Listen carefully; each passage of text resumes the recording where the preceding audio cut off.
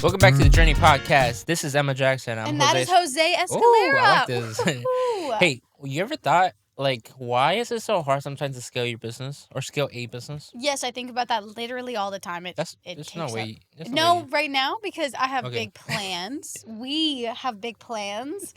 And all I can think about is how that consultant was like, cool, awesome, to reach your ridiculously big plans, which we are going to reach. He was like, okay, you only need 99.7% growth. And I was like, great, only. I love it. He was like, only. Yeah. So then I've been thinking about it. He had a way to make it seem make that mountain seem super realistic. Yeah. But I think that's because you start out. I love that both of us were like, yeah, let's start here. This is our goal. And then he was like, no, your goal should be here. And then by the end of the conversation, our goal was here. Yeah. And it made sense though. Yeah, I mean, 30 million in 5 years. That's 30 million in 5 years, baby. Whee! But what's cool is that I think it is so important to take time to come up with the most ridiculous goals and then work your way backwards until all of a sudden you're like, that's actually not so ridiculous. Yo, are you down to share what we're actually building in the 5-year plan? It's yeah. So this episode, we were going to talk about scaling different businesses. And I'm looking through our session notes. Yes, people, we have session notes. And what does he loves to go off episode, off note. That's his favorite thing in the world. It's a good thing that I did improv in high school, and I am so prepared for competitive. Emma, statewide, actually nationwide. Let's be real. Let's be real. Emma Jackson is very freaking talented at public speaking. I mean, yesterday, the episode you guys are going to see in a couple weeks, oh my gosh, she did a phenomenal job. And there's been episodes I'm just so quiet because I'm just amazed at the show that's happening in front of me. No. It's because he's bored and doesn't want to participate. No, facts. But no, so we need to talk about scaling your business. Let's talk about our business. We hired a consultant to help us achieve the next level. Why? The most brilliant, I will say. Oh, okay. I want to say we hired him because, like any other business owners, we get to a point that we hit that million. We keep repeating the same mistakes. We can't break that. We feel like we're close, so close to unlocking the next level or massive potential. Yes, right. But we felt like there's something that we are missing, and thank goodness both of us know that there's so much we don't know, and that we're really open to having other people come in and One thing I learned. Actually, not. I don't want to say I learned. One thing I realized is that we said, we don't know how to do something, but when you think about it, right? He gave us a beautiful workbook to track our progression and growth over the quarter, right? A lot of the tasks that we have to do is basic reorganization tasks that we've done so many different times, but this time we're doing it with just a little bit more intentionality. Yes, and follow through. Which is making such great impact. Yeah. And I don't think I realize sometimes we know what to do, but sometimes we need the outside perspective to just nudge us in the right direction. And then put the pieces in the right order, I think. Exactly. Too. Okay, so let's dive into then. Something he said a lot was hey, you can take this content that you're paying for. We're paying a lot of money, thousands and thousands of dollars. Stupid a lot of money. For this Actually, I regret that. It's not stupid. It's not stupid. It's actually probably the smartest investment we've ever made. I'm completely honest. Yeah. And he said, take this knowledge, do with it what you will, share it with your clients, share it with you. And we were like, why don't we talk to you guys about it so you don't have to spend tens of thousands of dollars on consulting, but you can also get similar results. And our first session that we did was 4 hours long. But I think the most impactful thing was the 5-year planning. 100%. I think me and you have never really sat down and had a 5-year plan. We had, I think up to 2 years is the longest we ever done. But super vague 2 years. Yeah, and the way he planned it out was so much interest. We planned 6 months really, really detailed, and then after 6 months, because we're we don't know what's going to happen. And we always started out with, where do we want to be in the next 6 months? And then, we always went from here to this. It was short sprints. And then he was backwards, he went backwards in time. So let's start out with, before we even walked into the room, we had these surveys to take. And do you know how long they were? I was so tired the night before, and I was like, I really should not have waited till the last minute. And I remember, they kept going. And it was all these questions about my personal life, my personal values. Wait, let's clarify that. There's We did like 3 different ones. And then there was one that was all about my business life and my business values. And the reason is because he made a very good point. You have to. He was like, you're in business to improve your life, to like, because like to make money, to live the life you want, like, you know, all of these things. He's like, you're not, yes, you love the business, but like there should be an outcome that benefits you. You should, I don't care how successful your business is, if you hate your life, you've wasted your time, right? Correct, 100%. And so we get in the room and he's like, 5 years from now, he started, the first question I think was, how much do you want to be working on the business? Yeah, that was an interesting question. When I thought about it, I'm like, okay, I know I want to be around like 10 to 20 hours, but... You know what's interesting is both of us said what we thought was like, oh, we're not, you know, we're not going to be working very much. You said, yeah, like 5 years, you know, 20 to 30 hours a week. And he goes, you guys like to work a lot. And we were like, that's so much less than we're working now. Yes, we have a little friend who can stay here. That's totally fine. But we were essentially thinking... We were thinking, oh yeah, gosh, working half-time, like 20 hours a week, that's vacation mode. He's like, you guys like to work a lot, which was so, I was like, maybe other people have different ideas, but I guess we do. I feel so much better when I have a structure and a direction of where I'm going. It's fun for me. I think definitely for you too. So that was the first question. What else did he ask in that 5-year section? Work-life balance when it comes to our personal relationships. For you, it's like, I don't know, you said by 5 years from now, I want to have at least have one kid. You want to have a house. I got a biological timeline, which is all the women out there. I know our audience is predominantly men. That will change. I will work on it. I think it needs to be a little more balanced. But the thing that sucks... This industry is dominated by females. That's true. That's true. So how much more balance do you want to get? But it sucks to be a woman and that's really ambitious and to feel like, dang it, I want to meet all these goals and I want to do all these things, but I also know I want to have kids. And that just happens typically the apex of your career or your money making time and your energy. Like, I think you make money a lot later in life, but your energy to like work really hard and grind, that tends to coincide with the prime years of having a kid. So I was like in panic mode for the past, year or two about how does this happen? How does this work? And he basically was like, you just build it into the plan, right? So we figured out, you know, did we want to have houses? Did we want to have real estate? Did we want, the beautiful thing, I would say this, the beautiful thing, and he did such a great job of marinating both the professional life and the personal life. For example, he's like, hey, the company needs to buy assets, but you also need to buy assets. If you're investing 20 hours of time in this department, you need to invest equally amount of time in this department. Yeah. Like, for example, you and your significant other, your relationship, it's just as equally important to the business success as the business success is equally to your relationship. And he was like, the quickest way to burn out is by completely neglecting everything, like all of your personal goals and values. Exactly. And so he was like, if you want this business to reach these high goals, you're going to have to take care of yourself, which, you know, just hearing that in that context was helpful. Ooh, I think this is so, so, so important too, is this question was super interesting. He said, okay, what's your exit strategy? Do you remember this? Yes. And your response was, I don't want to sell. There is no exit strategy. I want to hold on to life because your goal is to build a legacy business. Tell me, like, in short. Honestly, being digital is Vivian Martinez, my mom's name. I want to create, I'm Latino. Latinos don't really have family houses. So I want to create a family house. And he was like, you can create that from your holding company. And he said, very specifically, he said, at first all you said was, I just want to hold on to it forever. And, you know, I don't want to exit. And he said, I hate to break it to you.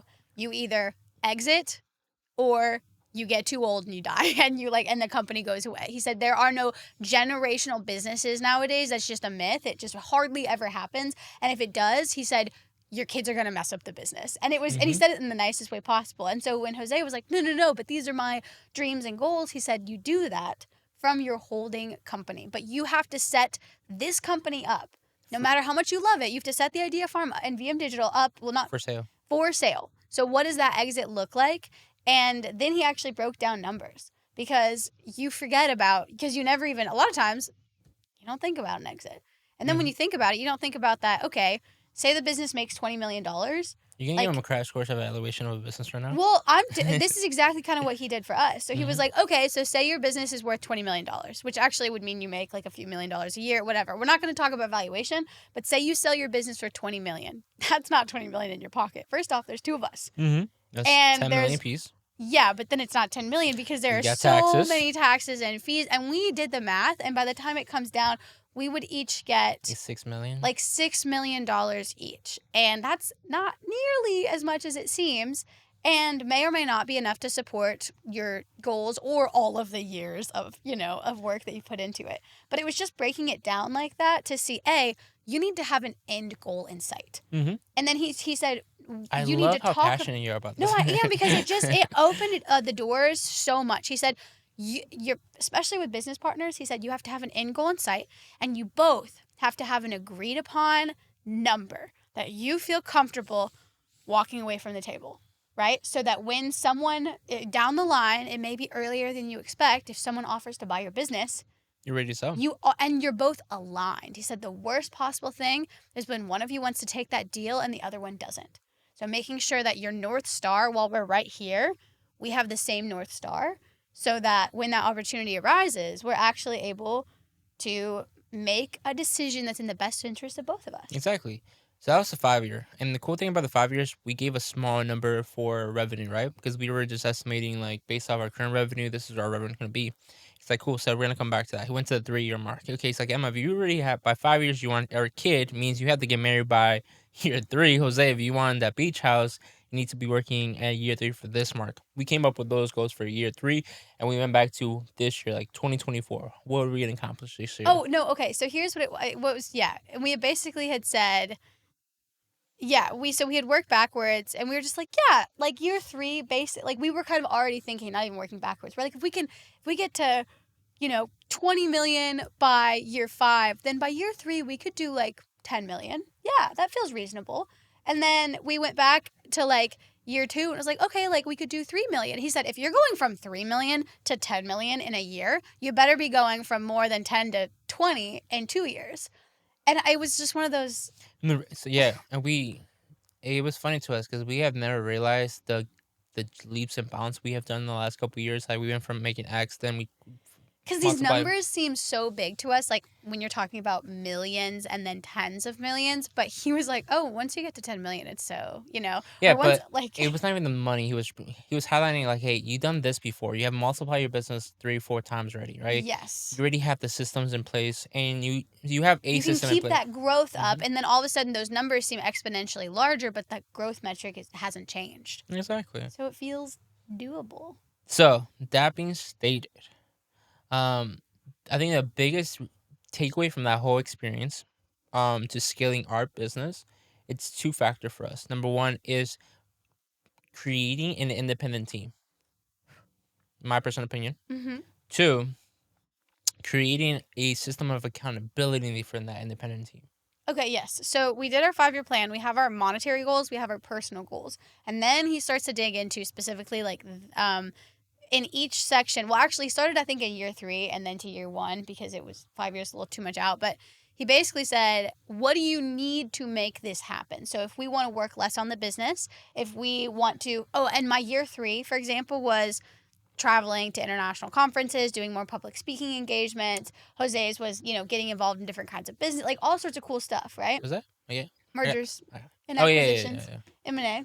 And he said, cool, what do you guys need from your team to make that happen? I need Casey to become the best producer on the planet. Well, she already is. No.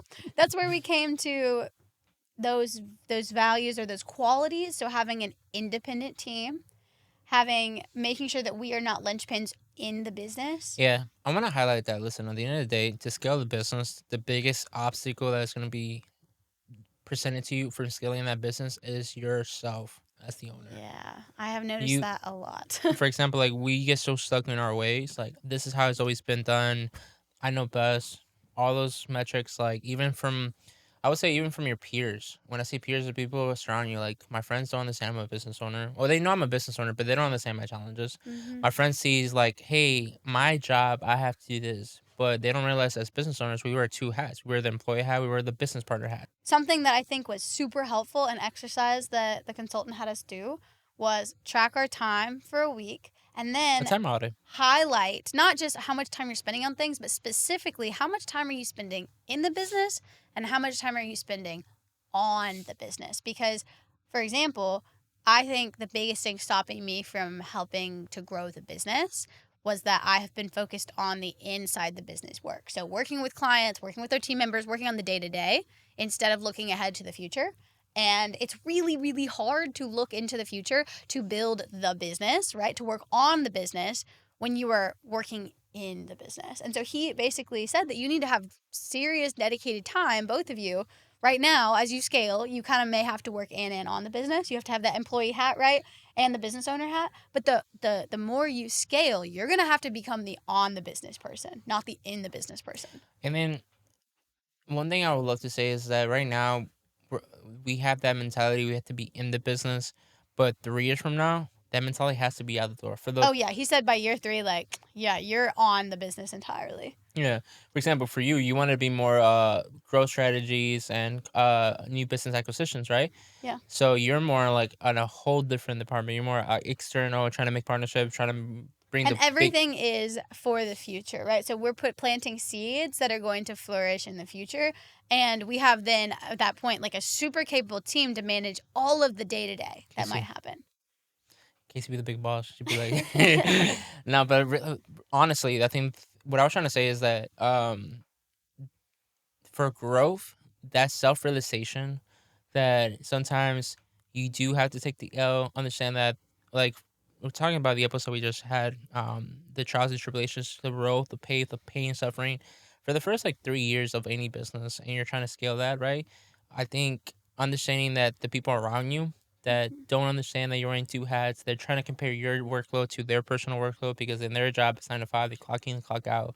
But your job is like, yeah, you have your 9 to 5, but then you go home and you're researching, educating, strategizing.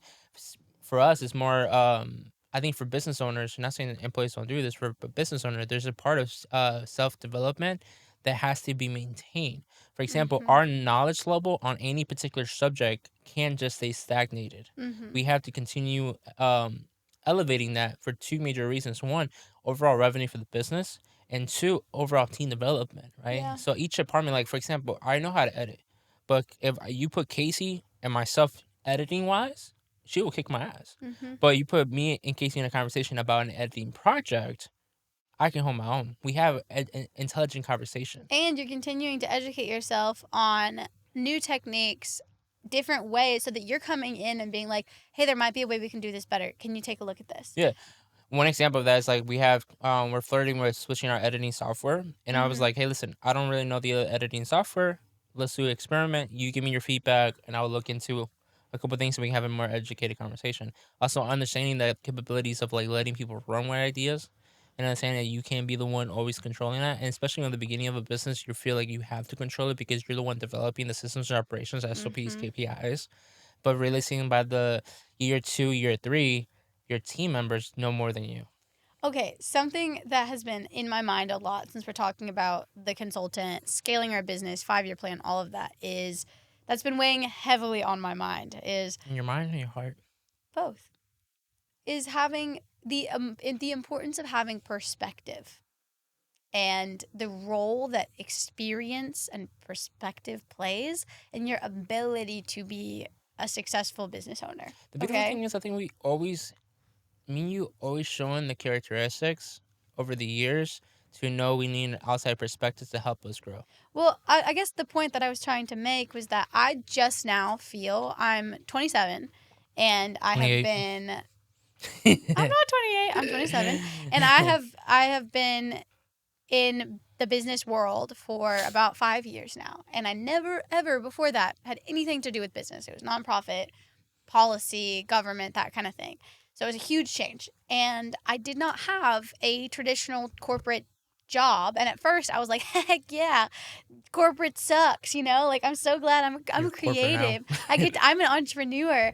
And it is only now at this stage of my life that I wish so desperately that I had actually had a normal job that I could have learned and understood how things kind of progressed, because there were skills and there's skills and development that happen in the first 5 to 10 years of your career that I think give you that perspective, right? That make it easier for you to see things, to implement the things we're learning now. And I've shared with you, and with our consultant, I feel like I have a lot of catching up to do. And I'm learning and I'm self-educating, and I have a lot of talent, sure, but there's a reason that you don't see many 22-year-olds running businesses, right? And I saw this great TikTok that I shared with you last night. talking about young leaders and how it's just really hard because it's your age means you literally do not have the experience. And the most successful young leaders have had someone more experienced or lots of more experienced people to guide them where they need to go. Like, for example, Mark Zuckerberg and Sheryl Sandberg. And they listen. And this consultant comes in and he's got years on both of us.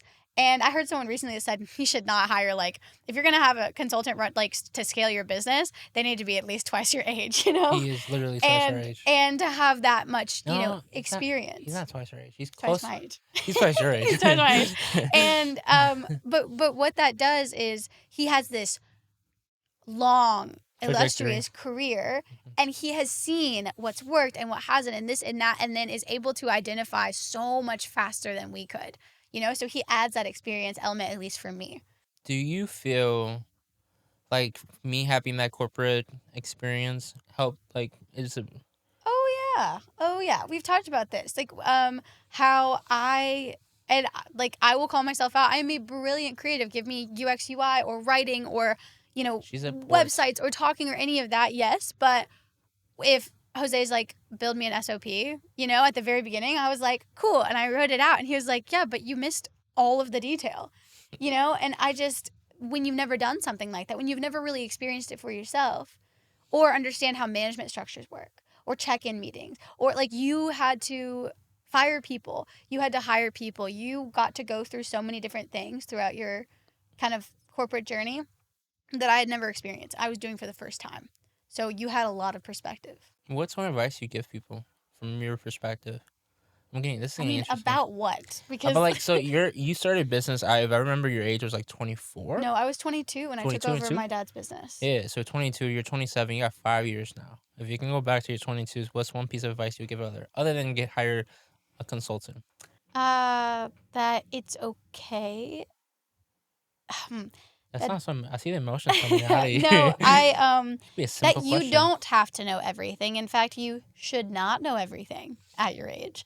And you should absolutely have some people come in to take over leadership on certain aspects. And it's okay for me to say I have a vision for the company.